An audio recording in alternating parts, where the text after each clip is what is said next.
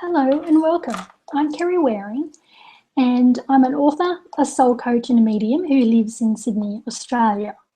And you know, one of the most common questions that I'm often asked is how do we go about building trust in our psychic abilities and minimizing doubt with the information that we receive from the spirit world with our mediumship.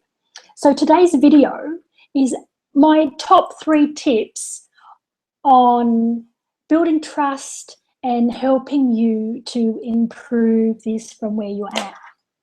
And the first one would be to really know and understand that it's not really an issue of building trust. It reflects more the fact that you have a lack of faith in you and who you are. And while this may categorically be symptomatic in your mediumship and your psychic abilities, it would also be reflecting in other areas of your life where you would have a lack of trust in your decisions, in confidence, in who you are, and that would reflect in just going about your daily life as much as what it would when you are sitting and receiving information psychically. So let's know that. Let's, turn that around a little bit. Let's transform that and really come to know and understand that you are spirit, that you are a spirit being living a human existence. And let's live from the full appreciation of that and what that means for you, that your soul can be aligned with the divine spirit within. And once you know this, once you fully understand this, I know, not just from my own experience, but with the way that I've been coaching and mentoring in definitely the last 12 months, the feedback that I receive is that knowing and fully understanding this sense of oneness and connection that the essence of spirit is, it takes away the fear and the doubt.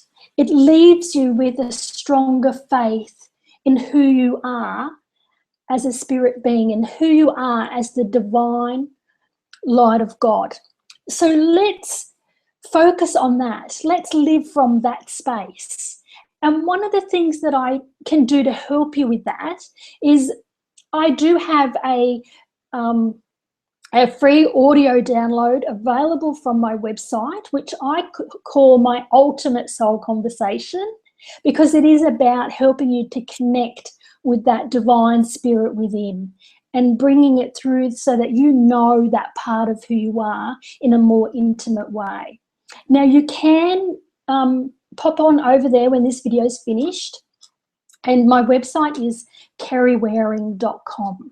So just, it's a free audio download. It takes 10 minutes and, you'll be opening the door to know who you are in the divine light of God in a more intimate way.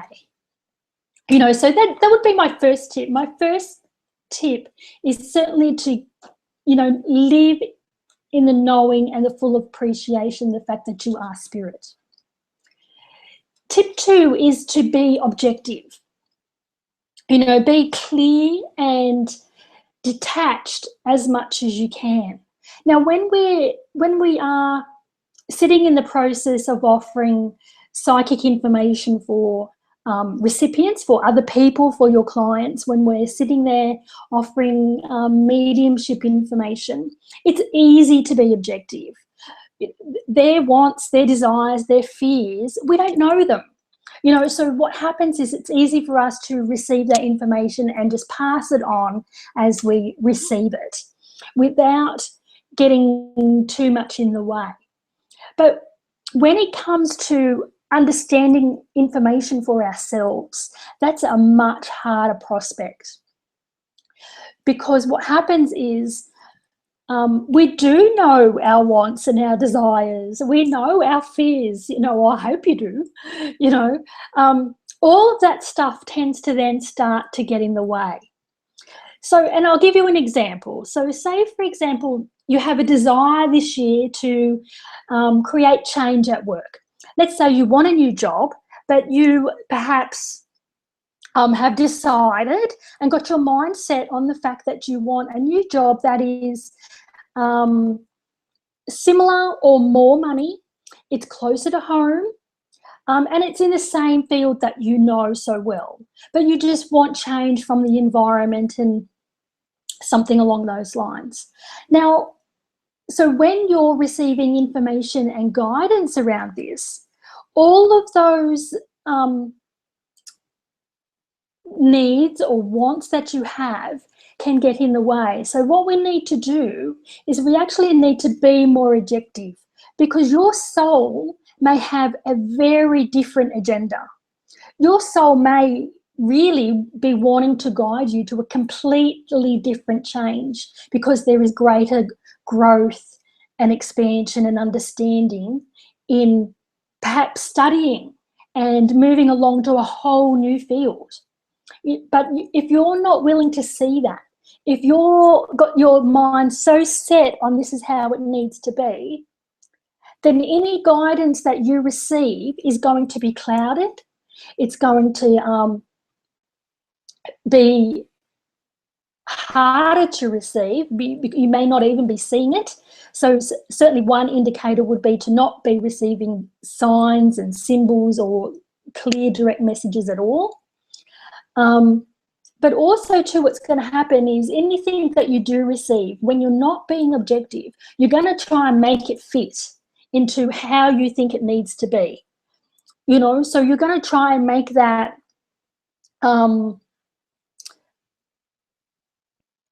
take the message, and you're going to try and make it sit and work in the picture that you have in your mind for the outcome. So it's a big thing to be objective, especially when working at reading for yourself, is to let go of any attachments of outcomes. Let go of the outcome, you know, and that when we do that, to do that, we actually need to build faith.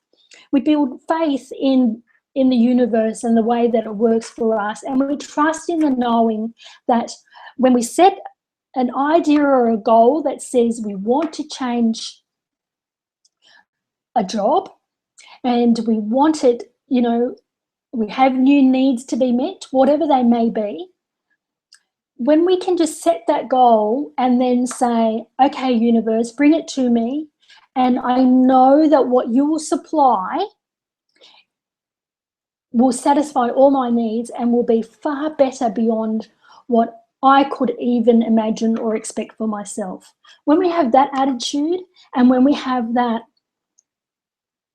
where detached from it has to be a certain way, it makes it, you're a lot clearer around the outcome, and it makes it a lot easier for you to receive information. Yeah, so get clear and be objective and lessen the attachment to the outcome.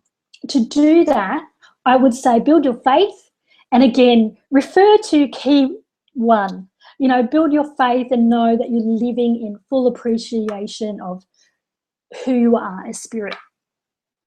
Now, my third key is to know your limitations, is to know and understand how your ego self works within the constructs of not just your life, but how it works in the framework of your psychic abilities.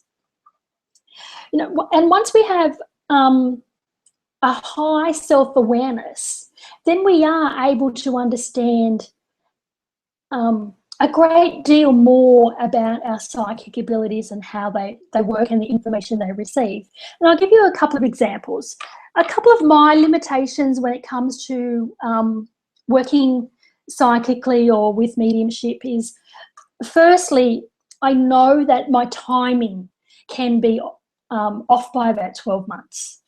You know, so say, for example, I receive a month of the year, say June, and that's indicative of when something is going to happen. I do actually have to take an extra step to feel it out. Is it like this June, because I know that if I just sit at that point, then it can either be this June or it could be in 12 months, the June in 12 months' time.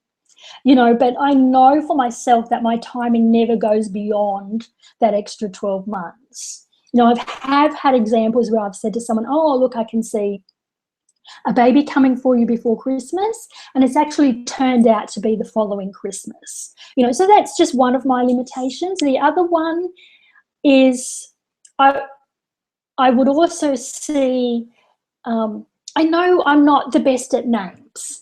You know, like, yes, my initials are spot on, and the name that I receive mediumistically, if it's male or female, I know that it's going to be a male or female name, for example. So if I get Mary, I know that we're talking about an M name with a female. If it's not Mary, for example, you know, so I know that, you know, I do see my ability with names as a weakness. And for me, that has come about from my ego self getting in the way. And how it did that over a course of many years was, you know, me sitting in judgment, me going, I see a lot of mediums using it as the wow factor. You know, because they just wanted to use it to see how fantastic they can be. And I wouldn't let myself go there. But that has hindered my ability with names. And it wasn't until I actually saw that the public need it, that with names in mediumship, the public are still holding on to the fact that they need that name as a validation to go, yes, that's my John, or yes, that's my Fred.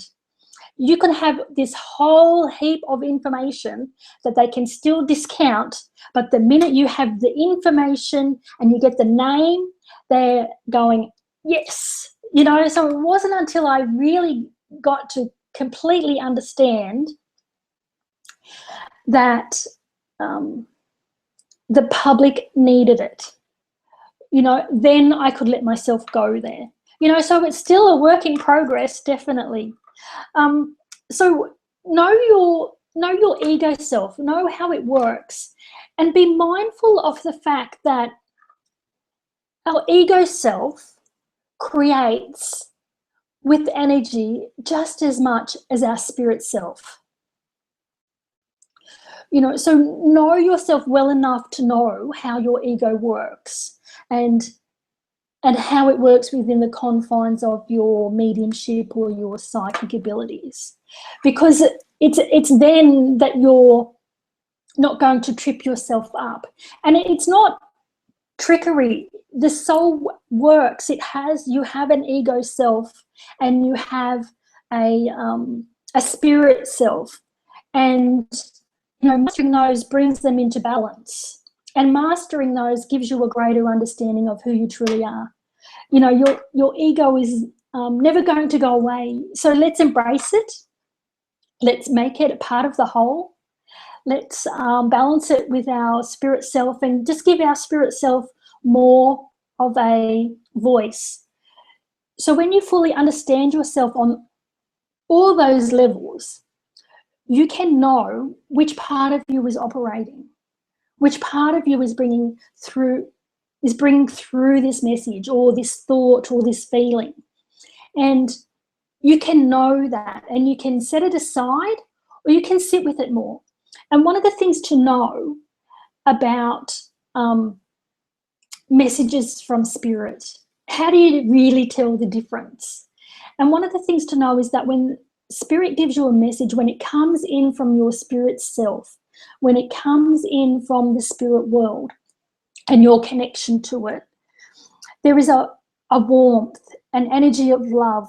There is a feeling. It goes through your whole being, you know. So you feel it on many levels. You feel it in your heart. You know, you feel the joy that can come with it.